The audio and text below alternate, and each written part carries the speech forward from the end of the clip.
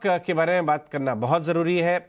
ऊपरी मार्केट में उसका नाम है पीआई इंडस्ट्रीज। प्रथमेश सावंत हमारे साथ जुड़ रहे हैं, जो केमिकल स्पेस को, मिड कैप्स को और पीआई खास तौर पे क्लोजली ट्रैक करते हैं। और आज हम उनसे इसलिए जुड़ रहे हैं क्योंकि प्रथमेश जी शाम भर कल अपने क्लाइंट से बात करते रहे, मैनेजमेंट की कमेंट्री को एनालाइज करते रहे और देखिए हमारे साथ एक मुस्कुराहट के साथ जुड़ रहे हैं।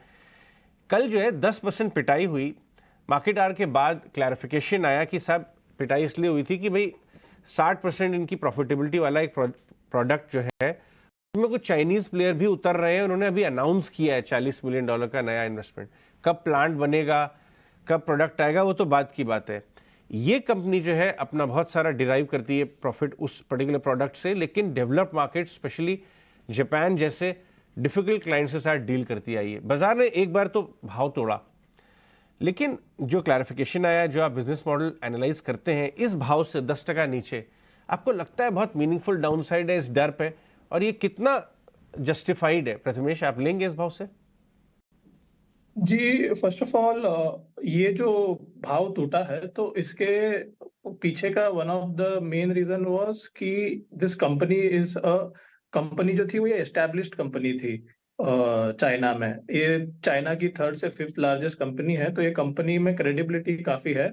But at the same time ये जो कंपनी पीआई का पायरोसल्फेन प्रोडक्ट जो है, इसको ये पेटेंटेड प्रोडक्ट है। जापान के पास इस प्रोडक्ट का पेटेंट है और इसके जो डेरिवेटिव्स है, मतलब जो इसके साथ जो क्लब करके जो नया प्रोडक्ट बनाया जाता है, ये 2032 और 2034 तक पेटेंटेड है। तो एज सच कंपनी पर इस न्यूज का या फिर न्यू एंट्रेंट का डायरेक्ट इम्पैक्ट तो अगले 7-8 साल तक आएगा नहीं। एंड रही बात, गिवन कि ये 60% इसका जो प्रॉफिटेबिलिटी है पायरोसल्फेन से आ रहा है, this is in current scenario, क्योंकि कंपनी जो एग्रोकेम सेक्टर में है तो बाकी सेक्टर में मंदी आई है, तो उसके कारण जो एग्रोकेम का जो पायरोसल्फेन का प्रॉफिटेबिलिटी है वो काफी बड़ा अभी प्रतीत होता है। बट अभी थोड़े समय बाद जैसे जब आपका बाकी सेगमेंट्स इंप्रूव करने लग जाएंगे, देन पायरोसल्फेन का जो रेवेन्यू रहेगा वो एज अ प्रोपोर्शन कम हो जाएगा and it will be less risky for a company.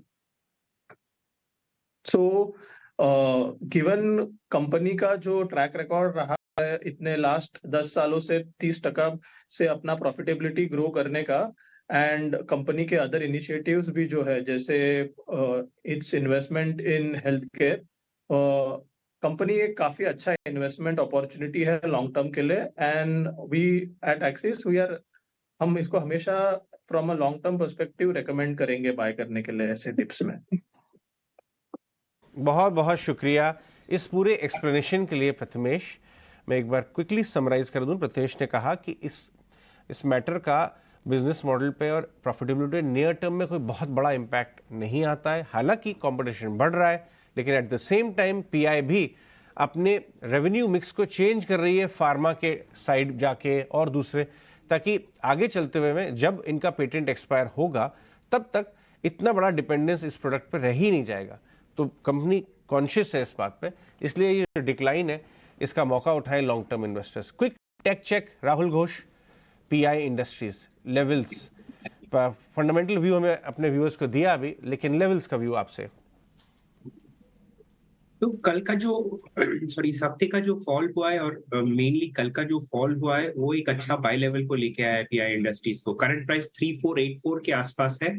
3435 पे आप बाय कर सकते हैं, हार्डली 1% दूर है। रिपीट 3435 पे बाय कर सकते हैं। स्टॉप लॉस 3280 का रखिए। और इतना बड़ा फॉल के बाद अगर अपसाइड में 3550 क्रॉस करता है तो भी बाय कर सकते हैं स्टॉक को। तो एक बॉटम साइड में एक लेवल दे रहा हूं और ऊपर साइड में 3550 क्रॉस किया तो अपसाइड की तरफ बाय कर सकते हैं। बट यस, बाय लेवल अच्छा बाय लेवल पाया है, तो नियर टर्म के लिए it can be positive in spite of yesterday's down move.